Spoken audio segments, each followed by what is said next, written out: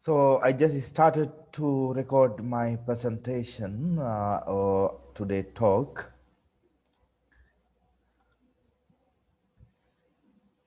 Now I'm sharing my slides. I think you can see it.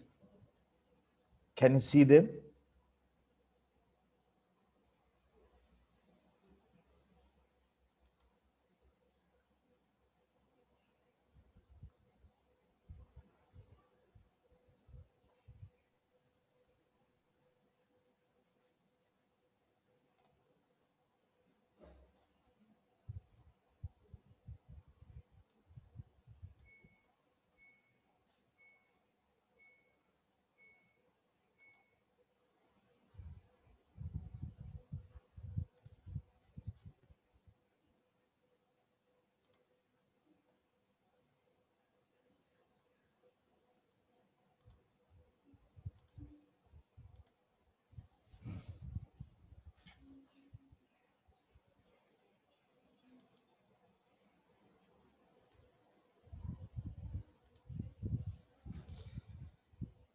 You can use the chat box as well.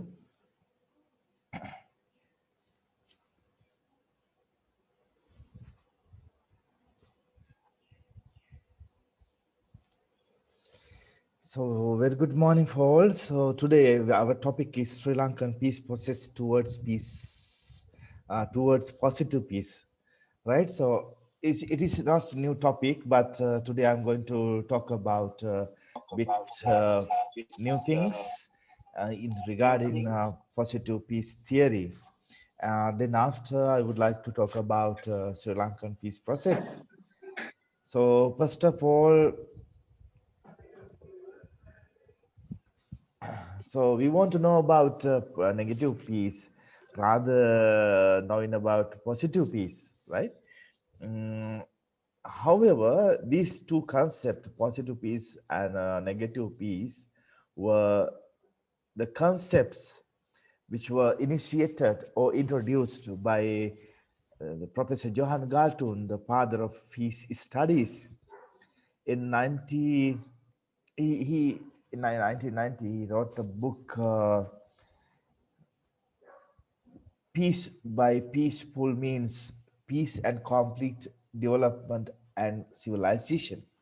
In this book, he produced these new concepts about positive peace and negative peace. Professor, as you all know, Professor Johann Galtung is considered as a father of peace studies.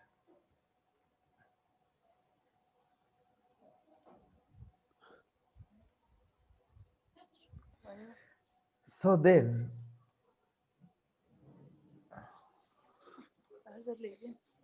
negative peace means the absence of violence, actually. No more violence, violent conflict, no damage to personal or public property. There are some especially mistakes are in here. No individual loss due to violent conflict, no visible violence against humanity, no visible warfare against each other, then no physical pain, or according to John Galton in 1996. So it means that, as we know, there's a complete triangle: attitudes, behavior, and contradiction. We cannot see the absolute, I mean, visible part of the conflict. So we cannot see them. They are not visible. It doesn't mean that violence is not there. Violence is there, but we cannot see. We cannot see the behavior part of the violence. We cannot see the visible part of the conflict. So that's the problem. It is like fire under the ashes, right? So I have taken these two photos from the internet. In these photos or pictures, we can see ashes, but if we try to see very closely, so then we can find a fire beneath the ashes, right, under the ashes. So if we touch the ashes or if we blow towards the ashes, so then the ashes will plone away, then automatically fire will come out. So that's the nature of fire under the ashes. It is something like negative peace. Peace is there, just peace is there, but it is not visible. It looks like ashes, right? When we look at that conflict or the society or contest, we can see it, the very calm and quiet scene. But if we try to investigate it very closely, if we try to see it very closely, then we can see and we can understand. So very big or very quick fire. Yeah, that's the good example to understand what is negative peace, right? So in political science or in politics, we can give a wide, I mean, very broad examples to understand what is negative peace. The relationship between USA and USSR at the time of Cold War contest from 1949 to 1989. The whole world was divided into two parts: USSR-led Soviet bloc and USA-led capitalist bloc from 1949 to 1989. From that time, the world politics is was boiling because of this Cold War tension. So another example for this contemporary China-USA relationship, it is something like it is something like fire under the ashes. Then another example is India-Pakistan, the relationship between these two countries.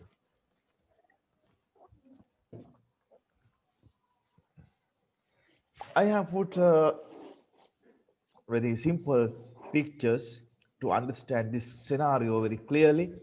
You can have taken this presentation from the Sharma sir, right? The two blocks at the time of Cold War contest.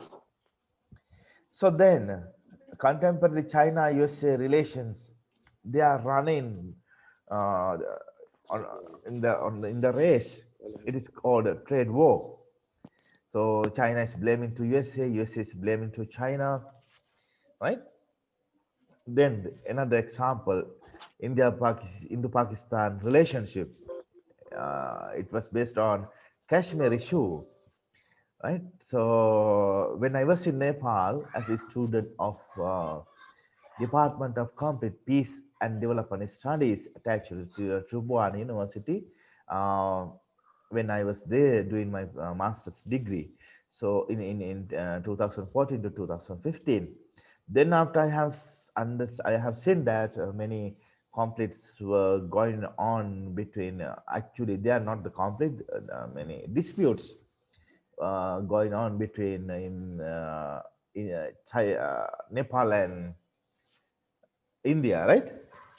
But it cannot be considered as a negative piece. That's this broad issue or disputes. But these things are based on Kashmir issue. They can be identified as negative peace between these two countries. So then, vice versa, another concept is positive peace, the opposite side of the negative peace. In according to Professor Galton, in positive peace, no physical and structural violence, no direct violence or structural violence. It means no visible violence like killing, war, kidnapping, rape, and other things, uh, violence, ethnic cleansing, and other direct violence, direct form of violence. Then also there's no other form of structural violence like discrimination, ethnic discrimination, then the caste discrimination, and also class discrimination, and the exploitation, the poverty, corruption, no structural violence over there. So if we can see this type of society can be identified as positive peace, the context of positive peace. The peaceful coexistence is restored because all ethnic parties and completed parties, they were get together and working together, learning together for the betterment of the country, for the betterment of the country's development, right? So amicable relationship, friendly relationships are built up between conflicted parties. Sometimes earlier or in our history we had a conflict. So, but nowadays conflicted parties get together, work together, share political power. So for the betterment of the country. So in that terms, Nepal is the best example, right? So then it leads to cultivate peace, and then it can be identified as peace culture, which was introduced by the Professor Galtung, right? So then there are 8 pillars of positive peace. Uh, then well-functioning government, the first one. The sound business environment, equitable distribution of resources, equal resource distribution, acceptance of the rights of the others, good relations with neighboring countries like Sri Lanka, Bhutan, Nepal, Bangladesh, Pakistan, China, and so on. The pre-follow of information, the follow the there's no any disturbances or like Facebook ban or Google ban or something like that. It is need to pre-follow of information and information technology, usage of information technology, high level of human capital, the good quality of humans. That's the most important resources of the country. The low level of corruption. So these are the 8 pillars of the positive peace. There are some descriptions. I have taken these uh, pillars from Positive Peace Report 2019. Actually, that's a global report. They are working on a global contest. Then they investigate a lot of things and establish certain indicators and certain numbers mentioning their uh, results, right?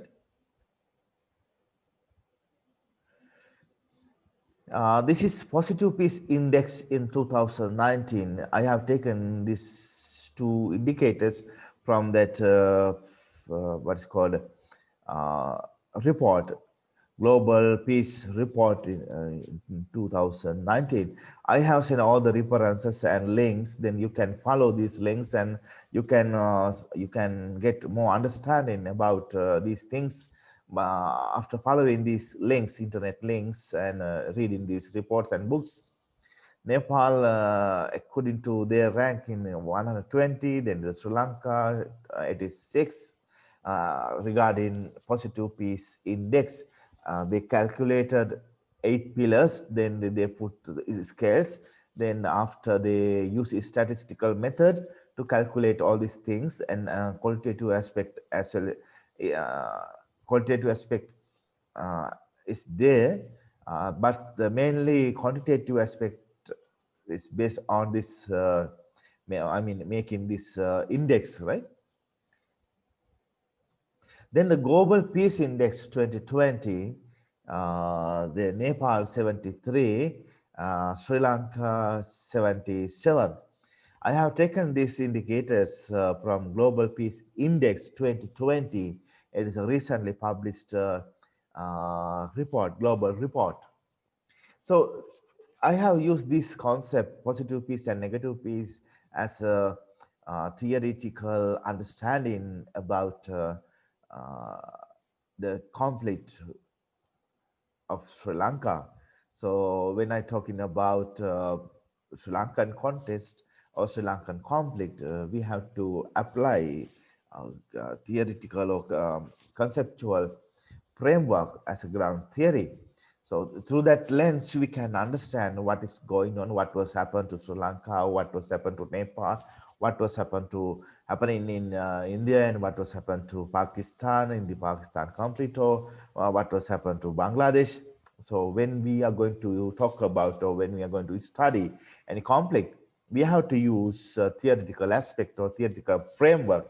So that is very important to understand uh, what's the situation, especially as an academia, when we are going to talk about, or when we are going to uh, work, when we are going to study something academically, we have to apply, we have to use theoretical framework.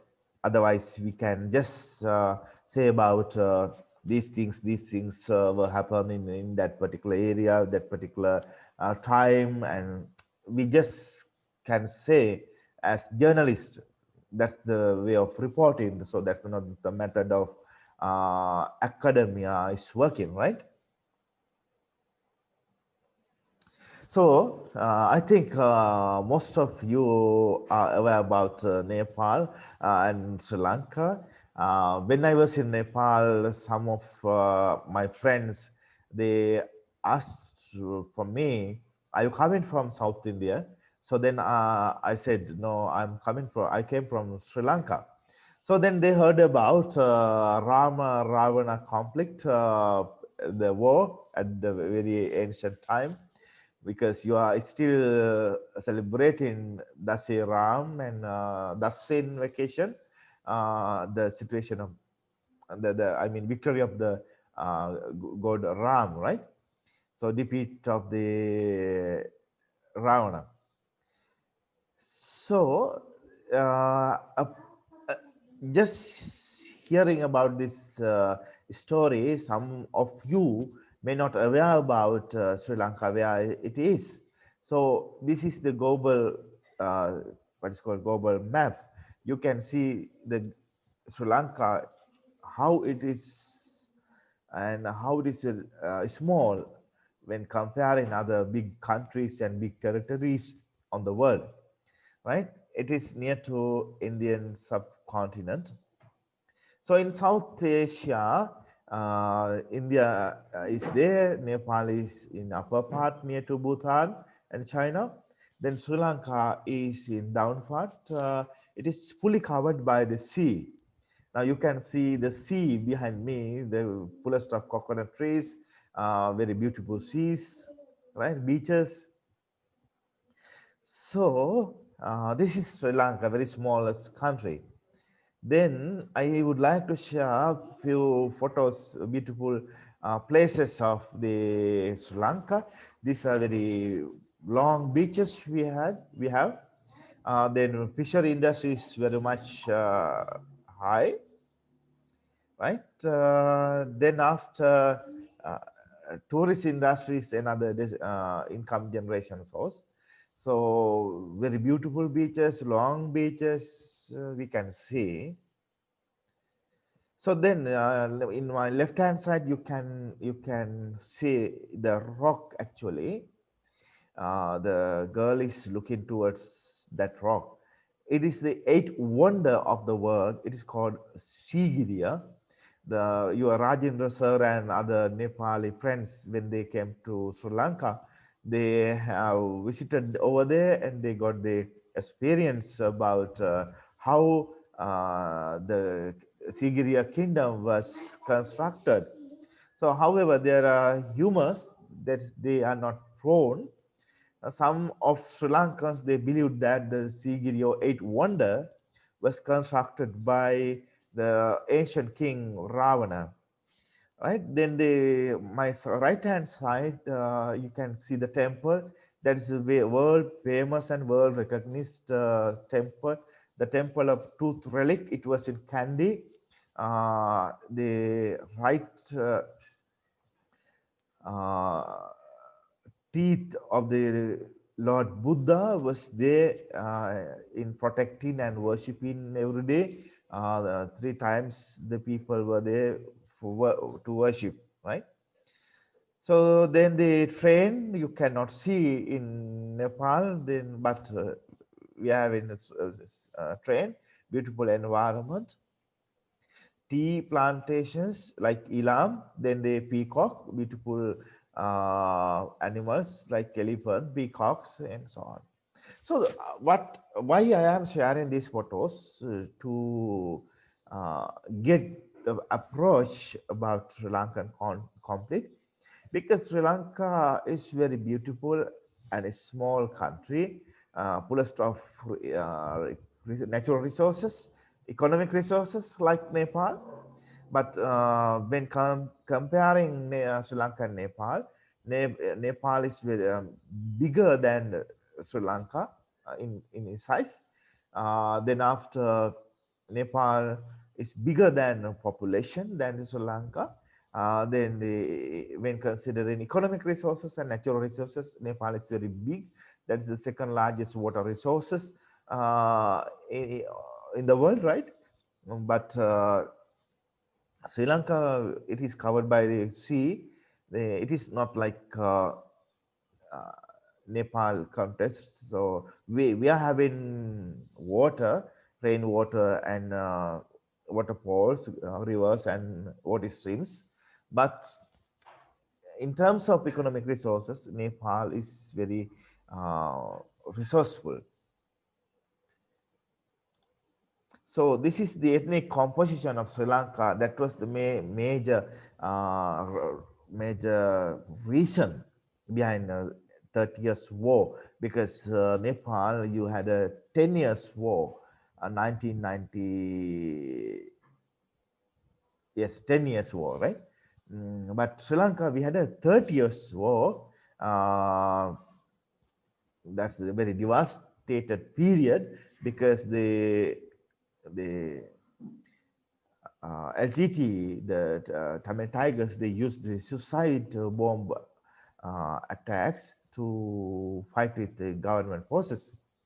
So mainly Sinhalese Buddhists, then the Sri Lankan Moors, we can say Muslims, then Sri Lankan Tamils, they are the original Tamils in this land, and also sometimes their origin came from India. Sometimes nowadays they in Sri Lanka, especially northern part of the country. According to resources, they came from India. Uh, in ancient time, I mean, uh, 300 BC, yes, 300 BC. Then Indian Tamils, they are not the problem, but they are in very poor condition. They came, actually, they were brought by the British period, because Sri Lanka was captured three colonial powers: Portuguese, Dutch, and English. At the time of English, they were the last people who captured controlled the country. They brought Tamils from India to cultivate coffee and tea. You can see the very big tea lands. These lands were cultivated by the British period. All the lands were controlled and maintained by these Indian origin Tamils, right? But they are in a very poor situation, but they are not the problem. The problem was, actually, there is no any problem with any ethnic group, but the Tamil majority of the Tamil Tigers were consisted of Sri Lankan Tamils, not the Indian Tamils, right? So this is the ethnic composition of Sri Lanka. Then the religious composition, mainly majority is Buddhist, then the Hindu is the second, then Muslims, Roman Catholics, then the Christians. Regarding Christians, there are a number of Christian groups. Then regarding Muslims, Sunni and Shia are in here, but majority is Sunni. regarding urban-rural conflict, urban-rural composition, urban is less, majority is rural. So now I would like to turn to the militant politics in Sri Lanka, militant politics or militant group. Actually, Sri Lanka got independence from 1948 from the British. From that year up to date, we had experienced three militant struggles, three militant incidents. The first incident was taken place in 1971. It was called JVP insurrection. It was done by Janata Vimukti Peramuna. Now they came into democratic politics.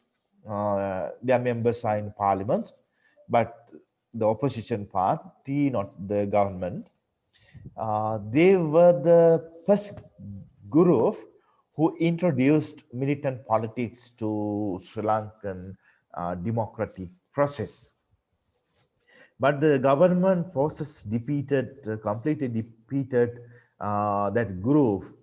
JVP insurrection in 1971, the membership composition of that insurrection was mainly based on Sinhala Buddhist and Sinhala Catholic and Sinhala Christian uh, majority. The Tamil population or Tamil composition uh, was very rare in that insurrection. Then after 30 years war between LTT and the government forces, so some scholars use different terms. Some are using civil war, some are using ethnic war, some are using separatist war, some are using secessionist movement. And there are many terms uh, are being used by the different scholars, but I use the 30 years war between LTT and the government forces. That is a civil war, right? The war, Ainadi?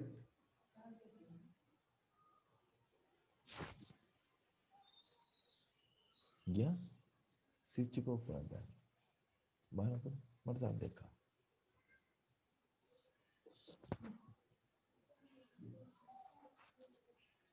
Hello?